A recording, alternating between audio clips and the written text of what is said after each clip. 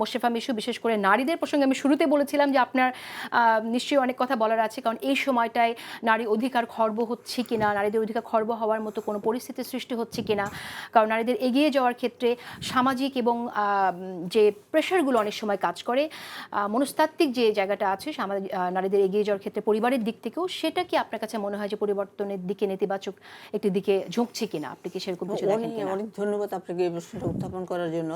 আমরা দেখছি আসলে অনেক বেশি কষ্ট নিয়ে, ক্ষোভ নিয়ে আমরা আসলে দেখতে পাচ্ছি। বিশেষ করে জামাত ইসলামের পক্ষ থেকে এমন কতগুলি বিষয় তোলা হচ্ছে, এবং জামাত ইসলামের আমির প্রথমে তিনি যেটা বললেন 2 সপ্তাহ আগে, প্রথমে তিনি বললেন যে কি নারীদেরকে, তারা যদি ক্ষমতায় যান তাহলে নারীদেরকে 5 ঘন্টা কাজ করতে হবে।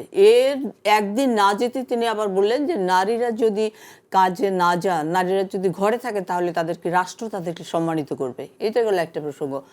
আবার ওই দিন আপনি দেখুন যে 29 তারিখে আল জাজিরার সাংবাদিক যখন তাকে প্রশ্ন করল যে জামাত ইসলামের আমির কোনো নারী হতে পারবেন কিনা, উনি বললেন যে এটা ইম্পসিবল, এইটা অসম্ভব ব্যাপার। কারণ আল্লাহ মানুষকে তৈরি করে যার নিজস্ব একটা বৈশিষ্ট্য দিয়ে, যার কারণে নারীরা সেখানে হতে পারবেন না। রাজনৈতিক দলের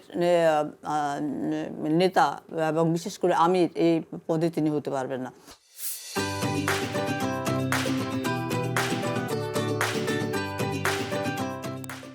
এর পরবর্তীতে সেদিন আমরা দেখলাম কি যে তিনি বললেন যে তার যে এক্স তিনি বললেন যে সেখানে বললেন তিনি যে যে সমস্ত নারীরা বাইরে যায়, কাজ করে, তাদের সেখানে নিরাপত্তা প্রশ্ন, তাদের সেখানে যোগ্যতা ইত্যাদি, এগুলো আসলে এই কাজগুলো করা আসলে এক ধরনের পতিতাবৃত্তিরই সামিল, এরকম একটা কথা। মানে পতিতাবৃত্তির মতোই তার যে নারীরা বাইরে কাজ করে, তার মানে সমস্ত পেশাজীবী নারীরা, সমস্ত শ্রমজীবী নারীরা, সমস্ত কর্মজীবী নারীদেরকেই কিন্তু এখানে আমিরের পক্ষ থেকে এটা বলা হয়েছে যে সে অ্যাকাউন্টে হ্যাক হয়ে গিয়েছিল। এবং এই কথাটা যখন উঠলো, যখন দেখা গেল যে তুমুল বিতর্ক শুরু হয়ে গেছে, তখন তাদের পক্ষ থেকে বলা হলো, সন্ধ্যার সময় বলা হলো কি যে রাত 1:30টার দিকে তখন বলা হলো যে এটা তাদের এই অ্যাকাউন্ট হ্যাক হয়েছে।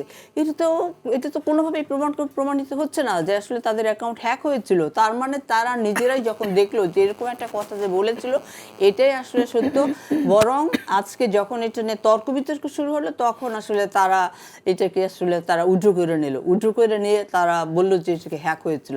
তো এই ধরনের বক্তব্য আসলে কোনোভাবেই কাম্য না। বাংলাদেশের গোটা নারীদেরকে আসলে অসম্মানিত করা হয়েছে তার এই বক্তব্যের মধ্য দিয়ে। এবং ইসলামের কথা বলে উনি যে বললেন যে আল্লাহ নারীদেরকে এমনভাবে সৃষ্টি করেন না যে তিনি রাজনৈতিক দলের প্রধান হবেন। আমার তো মনে প্রশ্ন জাগে, আমরা তো দেখেছি, আমরা যখন ছাত্র রাজনীতি করি আমরা 80 দশকে, তখন তো আমরা দেখেছি যে জামাত ইসলাম কি করেছে। জামাত ইসলাম তো তখন পাশাপাশি, আজকে 2 দলের পাশাপাশি তারা কাজ করেছে। এরপরে 90-এ যখন বিএনপি ক্ষমতায় আসে, তারা তো অপোজিশন হিসেবে তারা তখন ছিল। এরপরে 2001 সালে যখন বিএনপি আবার যখন ক্ষমতায় আসে, তখন খালেদা জিয়া প্রধানমন্ত্রী, এবং খালেদা জিয়া প্রধানমন্ত্রী তার মানে সরকার প্রধান। তিনি সরকার প্রধানের অধীনে তাদের 2 জন মন্ত্রী কি করে কাজ করলেন? তার মানে তিনি নারী নেতৃত্বের অধীনে কি তারা কাজ করলেন না?